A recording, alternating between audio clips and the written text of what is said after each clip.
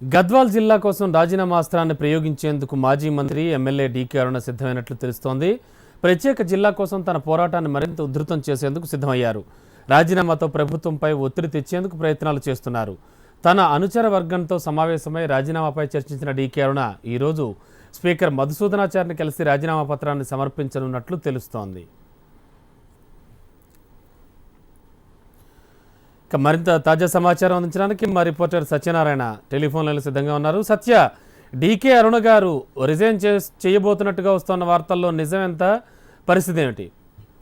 రమణ, గత కొద్ది రోజులుగా గద్వాల ప్రత్యేక జిల్లా కోసం ఉద్యమం చేస్తున్న మాజీ మంత్రి డీకే అరుణ తన అభ్యర్థిత్వానికి తన రాజీనామా ఎమ్మెల్యే పదవి కూడా రాజీనామా చేస్తారని హెచ్చరిస్తుంది. ఎందుకంటే ప్రభుత్వం టీఆర్ఎస్ పార్టీ కేవలం డీకే అరుణ ఇక్కడ ఎమ్మెల్యే ఉంది కాబట్టి ఇస్తలేదనే ఒక ఆరోపణ చేస్తున్న నేపథ్యంలో తన పదవి అవసరం లేదు, కేవలం ప్రజల కోసము ప్రజా అవసరాల కోసం గద్వాల జిల్లా కావాలనే డిమాండ్ చేస్తున్న నేపథ్యంలో తన పదవికి రాజీనామా చేస్తే ప్రభుత్వం గద్వాల జిల్లా ఏర్పాటు చేస్తుందనే ఉద్దేశంతో ప్రభుత్వం పైన ఒత్తిడి పెంచడానికి అందులో భాగంగానే డీకే అరుణ రాజీనామా అస్త్రాన్ని కూడా ప్రయోగిస్తుంది. గత కొద్ది రోజులుగా ఆమె జిల్లా సాధన కోసము పాదయాత్రతో పాటు 2 రోజుల నిరాహార దీక్ష కూడా చేసింది.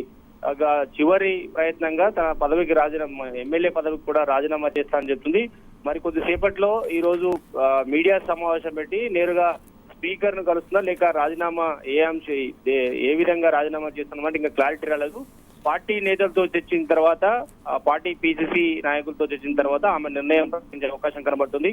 ఈ రోజు మీడియా సమావేశం తర్వాత ఆమె రాజీనామా స్పీకర్ కి ఇస్తుందా లేక లేఖ రాసి పంపుతున్న అంశం పైన మాత్రం ఇంకా క్లారిటీ రావాల్సి ఉంది. Ramana. Right Satya, thank you.